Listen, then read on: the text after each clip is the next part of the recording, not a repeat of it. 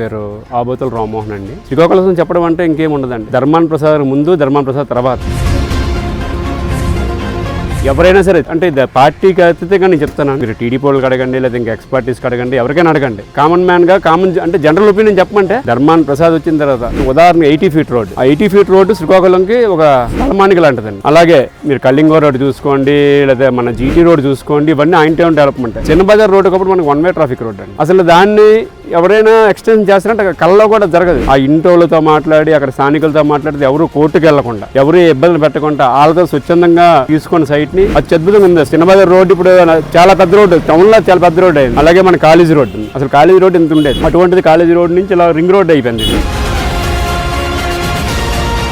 Srikakulam medical college వస్తుంది అని ఎవరు కల్లా ఊహించగలమా? అటువంటిది ఆయన వల్లే హింస సాధ్యమైంది సార్. 24 గంటలు వాటర్ పడుతున్నారు అంటే కేంద్ర మంత్రి జైపాల్ రెడ్డి టైంలోన 44 కోట్లతో తెల్లారి 6 గంటలకు ఎవరింటి దగ్గర వాటర్ పడుతున్నారు. ఇంతకుముందు ప్రతి వీధికి ట్యాంకర్లు తిరిగేవి. దానికి సమస్యకి పరిష్కారం శాశ్వతం కల్పించి 7 వాటర్ ట్యాంకులు డిఫరెంట్ ప్లేసుల్లో కట్టి దానికి ఎంత విజన్ ఉండాలి. పాత బ్రిడ్జి ఉంది, అది 7వ జంక్షన్ బ్రిడ్జి. అది కొడితే ఆయన ఓడిపోతారని తెలుసు కూడా. వైశ్యాస్ కానీ అటు ఉన్న ఎవరు ఆయన ఓట్లేరని తెలిసినా సరే ఇప్పుడు నేను ఆర్ఎండ్బి మినిస్టర్ ఉన్నాను, ఈ డబ్బులు నేను తేగలను, తెచ్చే పొజిషన్లో ఉన్నాను, నేను ఓడిపోయినా పర్వాలేదు, శ్రీకాకుళం బ్రిడ్జ్ మళ్ళీ మరో 100 సంవత్సరాలు కాస్తుంది అని చెప్పి అంత విజన్ ఉన్నాయి. ఇక్కడ ఉన్నాడు ఆయన ఓడిపోతారని తెలిసి కూడా అది కన్స్ట్రక్షన్కి వెళ్ళాడు. మా హై స్కూల్ బిల్డింగ్ ఉంది, 10 రూమ్లో ఉన్నాయి, ఇప్పుడు వెళ్ళండి 40 రూమ్లు ఉన్నాయి. స్కూల్ చూడండి, ఇక్కడ హై స్కూల్ కానీ, ఇక్కడ ఎలిమెంటరీ స్కూల్ కానీ, ఇక్కడ ఎస్టీ హాస్టల్ కానీ, ఏ విధి ఏది లేదు మనకి. ఎక్కడ ఏ డెవలప్మెంట్ అని ఆయన కాదు.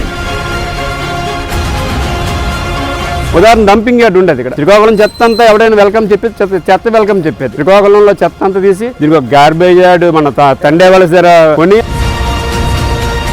అలాంటి నాయకుడిని మళ్ళీ మనం మిస్ అయితే ఎన్నుకోకుండా మన దురదృష్టం అది. ఆయనకేం పోయింది ఉంది? ఆయన చూడని పదవులా, ఆయన చేయని పదవులా?